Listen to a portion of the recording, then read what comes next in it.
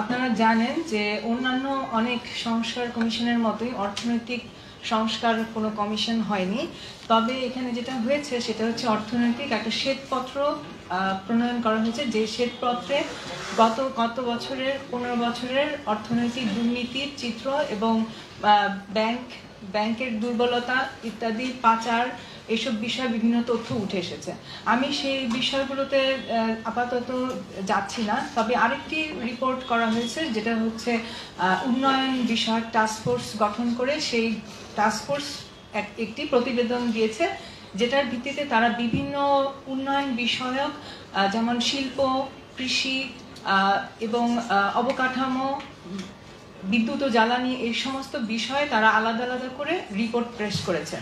আমি এখান থেকে শুরু করতে চাই যে আপনারা জানেন যে গত 22শে এপ্রিল আন্তর্জাতিক মুদ্রা তহবিল চলতি বছরের জিডিপির প্রবৃদ্ধি 3.8% হবে বলে পূর্বাভাস দিয়েছে, যা গত 10 বছরের মধ্যে সর্বনিম্ন।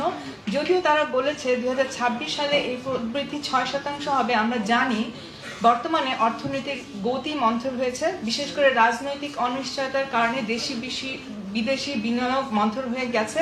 কলকারখানা যে হারে বন্ধ হচ্ছে ও শ্রমিক ছাঁটাই করছে, সে হারে কর্মসংস্থান বাড়ছে না, শ্রমিক অসন্তোষ বেড়েছে এবং তাদেরকে দমন করতে শিল্প পুলিশ হামলা করেছে, জেলে জীবন কাটাচ্ছেন অনেক শ্রমিকেরা। আমরা দেখলাম মেহেরপুরে একজন কৃষক বিষ খেয়ে আত্মহত্যা করেছেন এবং আরেকজন কৃষক ট্রেনের নিচে চাপা পড়ে আত্মহত্যা করেছেন। ঋণ নিয়ে নিঃস্ব হয়ে এবং পেঁয়াজের দাম না পেয়ে তারা আত্মহত্যা করেছেন বলে জানা গেছে।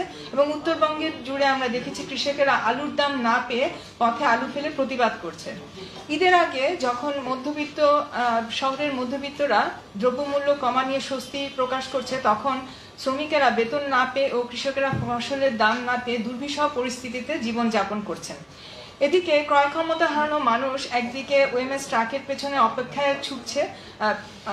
পেছনে ছুটছে অথবা অপেক্ষা করছেন, অন্যদিকে সরকার রেশনের পরিমাণ কমিয়ে দিয়েছে। এই সমস্ত কিছু কারণে জনজীবনে যে প্রভাব ফেলেছে তার অনেকটাই অদৃশ্য ছিল।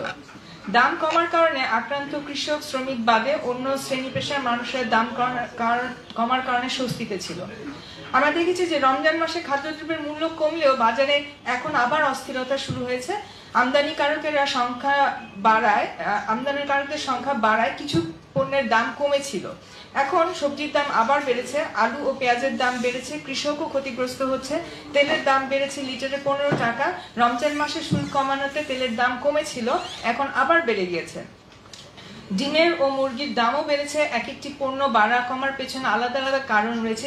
কিছু দাম বাড়া কাঠামোগত, আবার কিছু রয়েছে বাজার নির্ভরতা, কিছু পণ্যে আবার সিন্ডিকেটের প্রভাব লক্ষণীয়।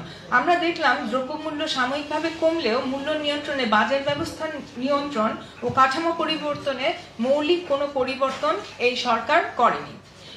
আমরা এই ফলাফল হিসেবে যা দেখছি, সম্প্রতি বিশ্বব্যাংক একটি নতুন পূর্বাভাস দিয়েছে। জাতীয় দারিদ্র্যের হার 18.7% থেকে 2025 সালে 22.9% হবে বলে ধারণা করছে।